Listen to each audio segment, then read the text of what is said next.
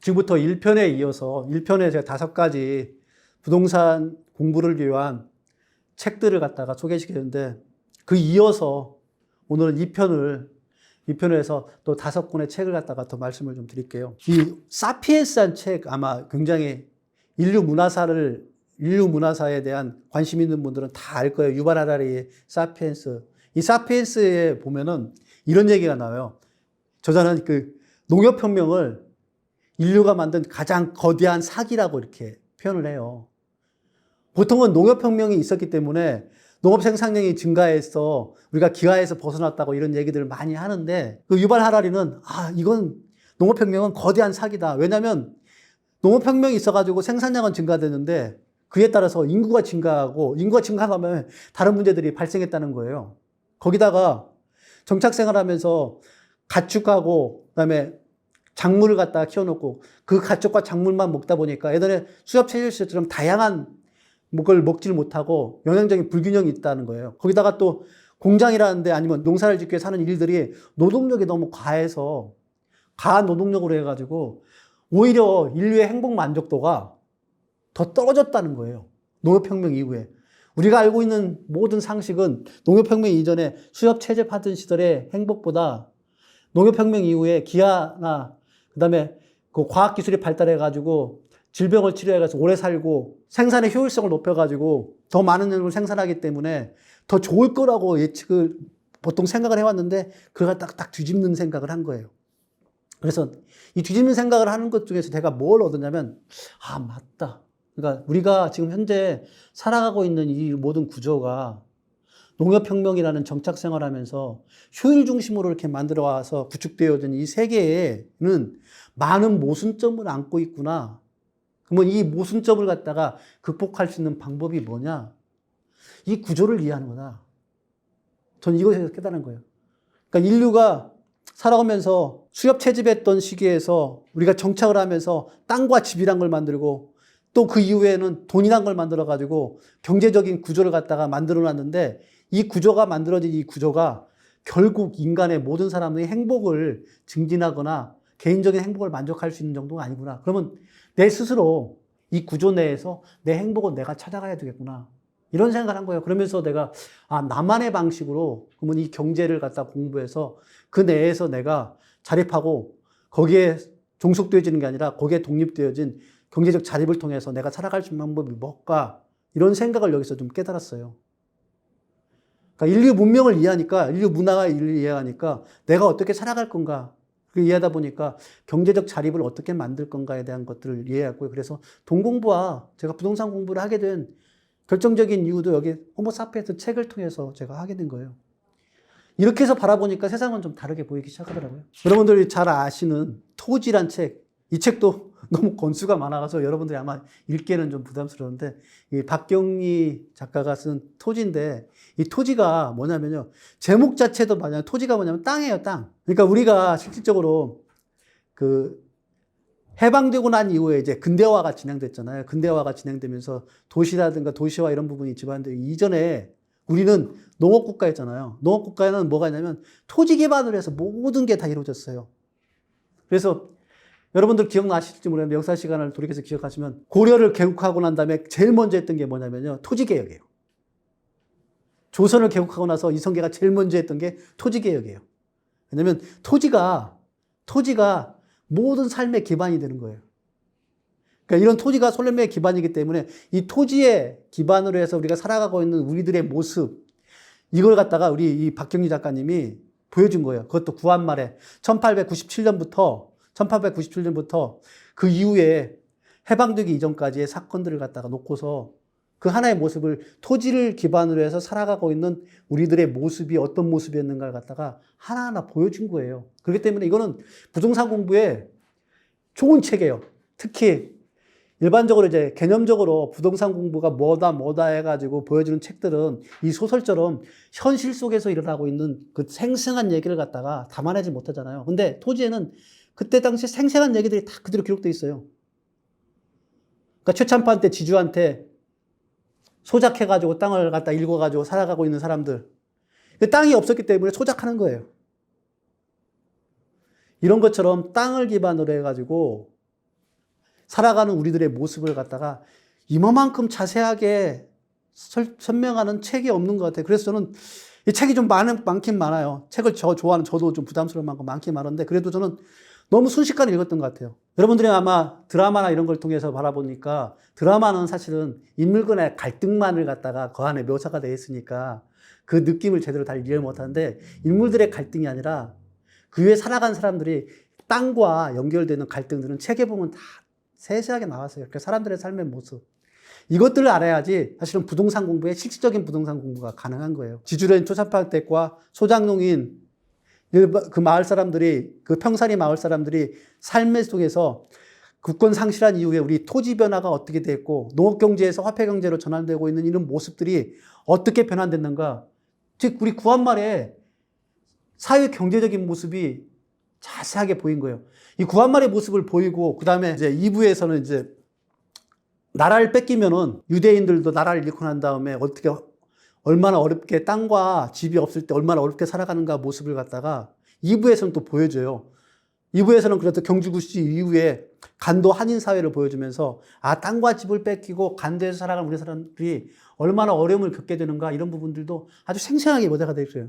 그러고 난 다음에 이제 3.1운동 이후에는 이제 와서 이때부터는 뭐냐면 도시의 삶을 갖다 집중적으로 조명을 해요. 그래서 농촌에서 살다가 도시에 와서 주택과 그다음에 산업에 어떻게 접목되는가 과정들을 20세기 초기의 모습들을 자세하게 보여줘요. 그래서 저는 여기를 보면서 돈과 부동산 이런 그 경제 공부들을 생생한 현장의 느낌들을 갖다가 많이 배우는 그런 책이었습니다. 그래서 토지 이 부분들은 박중희 토지 이 부분들을 적극적으로 추천해주고 싶습니다. 세 번째 책은 이제 이게 좀 가슴 아픈 책이에요. 난장이가 써올린 자궁이라는 그 조세희 작가가 쓴 건데 이게 뭐냐면 부동산의 가장 큰 문제점을 얘기하는 게 뭐냐면 젠트리피케이션이 우리나라에 70년대, 80년대, 90년대까지 젠트리피케이션이 많이 발생했어요. 뭐냐면 젠트리피케이션이 뭐냐면요.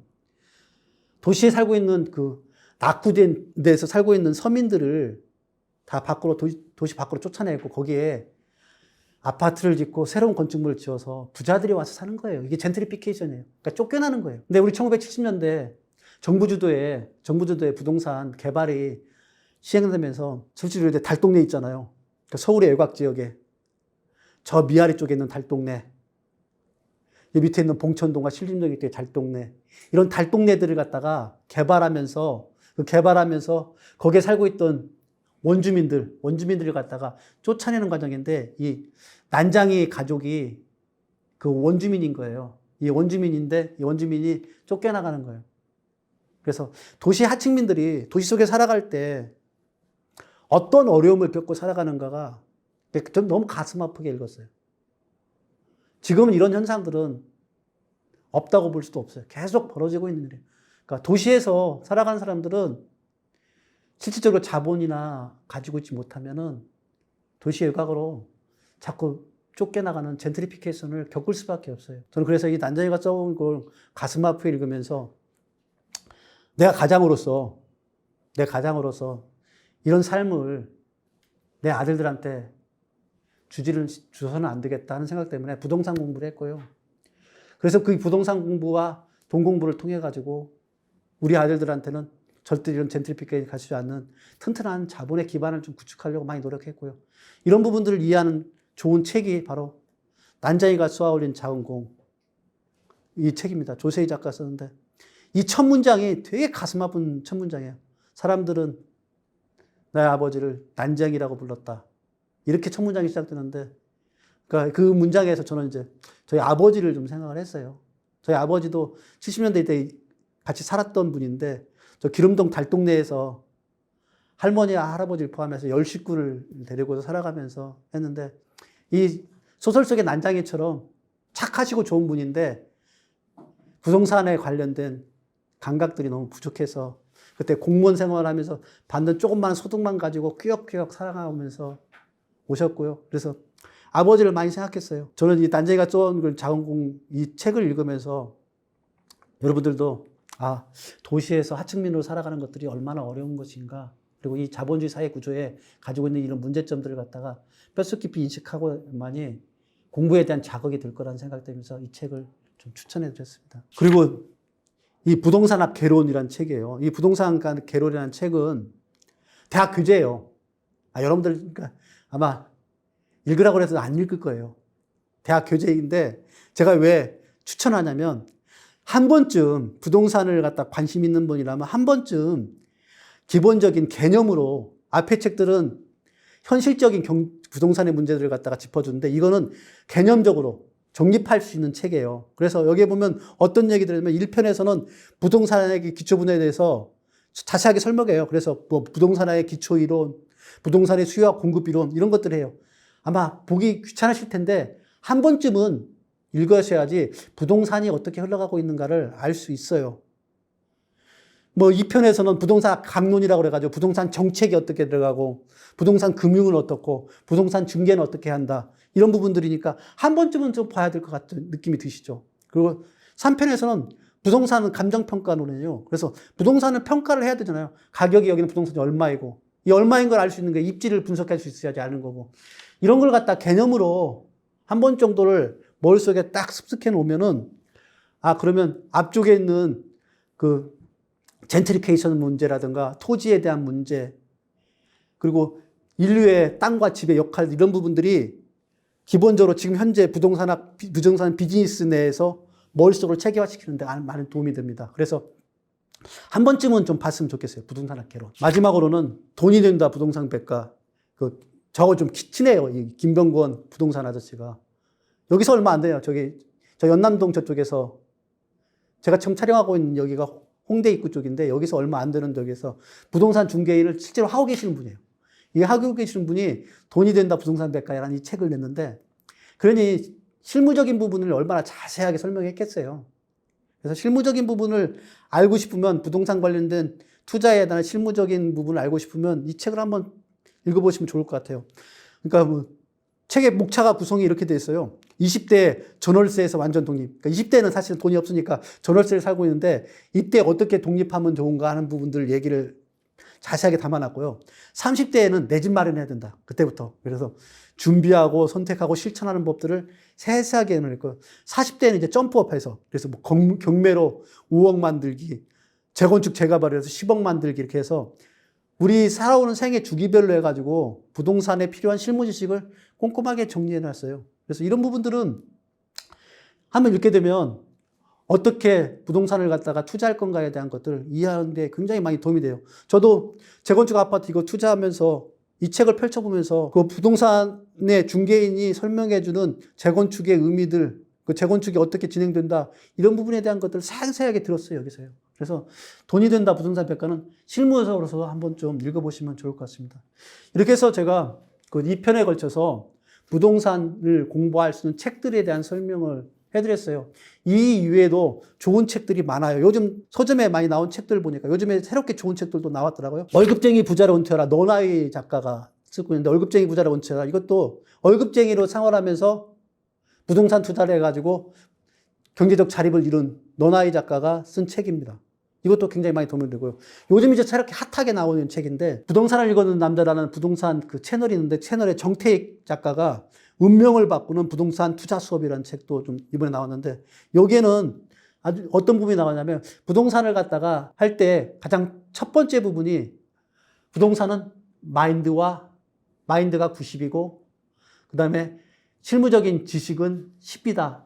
이렇게 해서 마인드셋을 어떻게 할 건가에 대한 것들을 자세하게 설명해 줬더라고요. 제가 봐도 부동산 투자는 첫째 부분이 마인드셋인 것 같아요. 그래서 마인드셋이 90%가 착용하고 기술적인 부분은 10%이기 때문에 이 부분에 대한 것들을 좀 바꾸고 싶은, 마인드셋 하고 싶은 분들은 한번 이 책도 읽어주시고요.